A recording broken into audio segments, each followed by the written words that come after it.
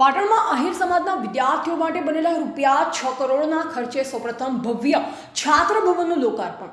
CCTV સજ્જ ભવનમાં 600 વિદ્યાર્થીઓ માટે નિવાસ, લાઇબ્રેરી અને ભોજનની વિશિષ્ટ સુવિધા। પાટણ શહેરમાં આહિર સમાજના વિદ્યાર્થીઓ માટે એક ઐતિહાસિક દિનચર્યાનો આરંભ થયો છે। અહીં શ્રી ચોરાળ વાગડ આહિર કેળવણી મંડળ સાંતલપુરના સંચાલનમાં નિર્મિત ભવ્ય વિદ્યાર્થી ભવનનું શનિવારે લોકાર્પણ કરવામાં આવ્યું હતું। આ છાત્રાલયનું નિર્માણ અંદાજે ₹6 કરોડના ખર્ચે કરવામાં આવ્યું છે, જેમાં સમગ્ર રાજ્યમાંથી આવતા આહિર સમાજના વિદ્યાર્થીઓને રહેવાની અને ભણવાની ઉત્તમ સુવિધા મળશે। 4 માળના આધુનિક ભવનમાં 60 રૂમ છે, જેમાં લગભગ 500 થી 600 વિદ્યાર્થીઓ રહી શકે છે। આહિર વિદ્યાર્થી ભવનમાં લાઇબ્રેરી, ભોજનાલય, ટીવી રૂમ અને 24x7 સીસીટીવી સુરક્ષા વ્યવસ્થા જેવી આધુનિક સવલતો ઉપલબ્ધ છે।